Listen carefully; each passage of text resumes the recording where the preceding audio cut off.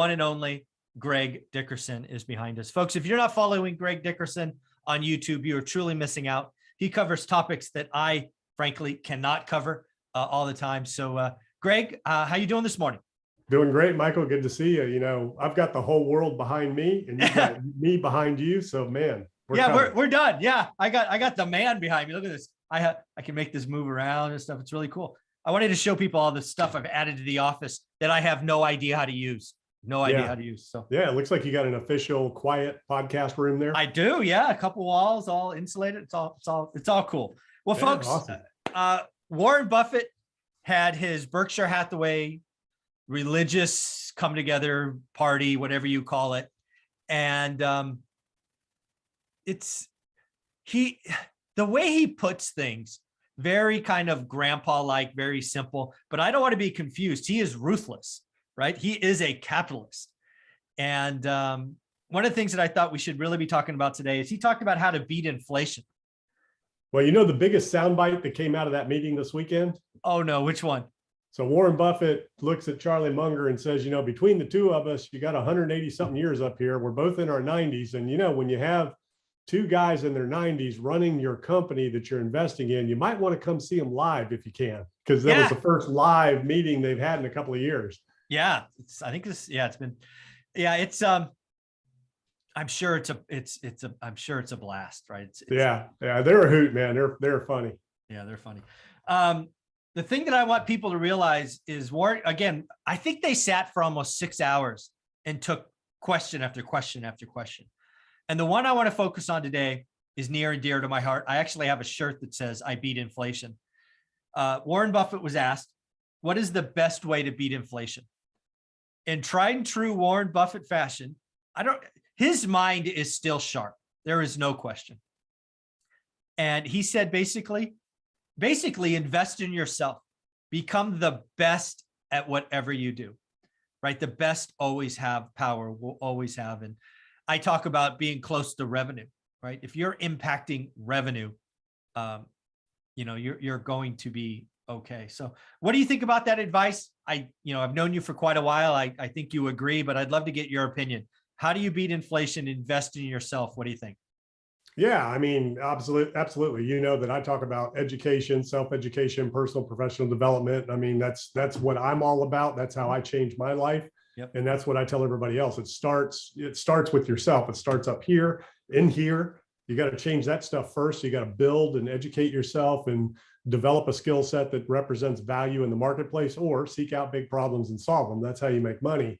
And, as far as inflation hedge goes, I mean, the best inflation hedge out there is a big pile of cash, because it really doesn't matter. If you're liquid enough, I mean, it doesn't matter what inflation is. You can hedge yourself against inflation by having enough cash and or assets. From a passive standpoint, I have my ideas there and thoughts on the best inflation hedges from a passive investment or an investment standpoint. But ultimately, if you can make money in any economy, any environment, then that's the best inflation hedge there is. And it's also the best job security. That's the line I've always used, is the best job security you have is in yourself. There is no such thing as job security. It's not like you go to college, get a good job, and retire 30 years later, and the company's going to take care of you. Those days are long gone. Yeah. Yeah. And again, I think a lot of folks, we have 3.6% unemployment. I think there will be a lower print on Friday when the jobs number comes out. It's going to be, recessions typically occur actually at the bottom of the employment market, right? So again, I see one ahead of us, and people really do have an opportunity today with technology and applications to really add a side hustle or other thing. You're an entrepreneur through and through, always been one. I am not, right? I'm an employee and maybe an investor. And folks need to realize you can take your passion, interest, hobbies, whatever it is, and make that something else. Well, forget that. Take your job. So, you're an MBA, okay? Mm-hmm. And we're in a time in the world that we've never seen before. It's never been easier to create income out of what you already do as an independent contractor. So you were in sales, right? Mm-hmm.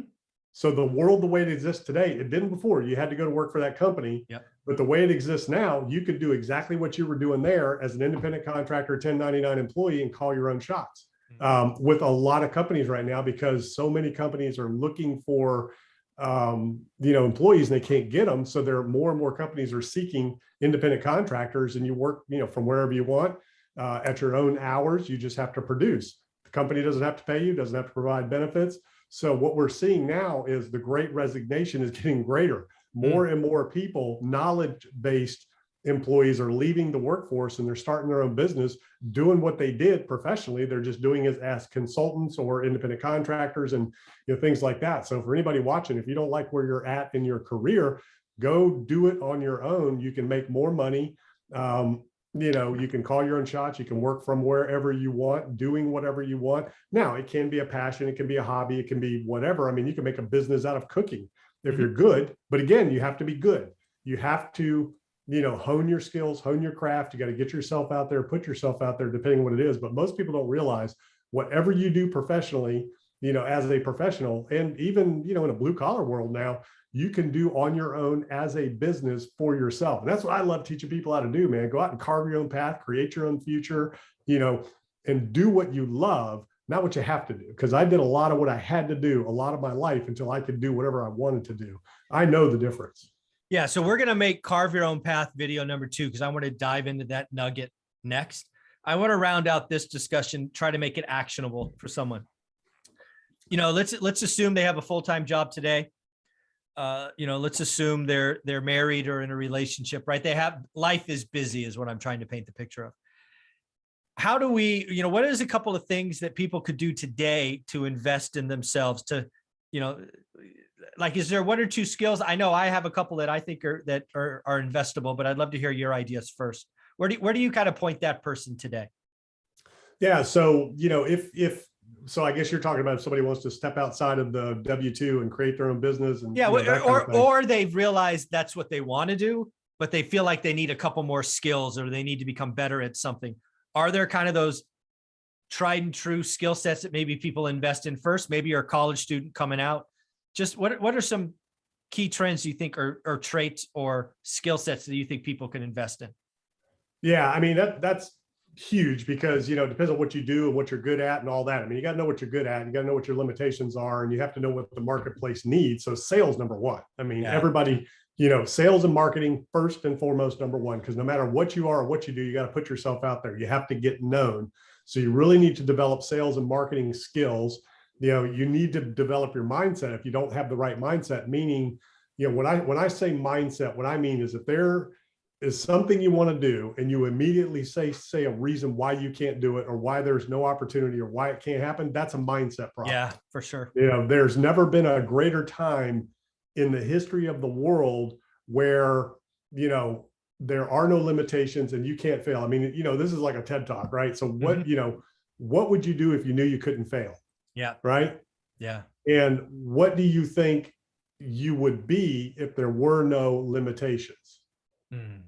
Powerful. And then think about this. What if I tell you, you can't fail?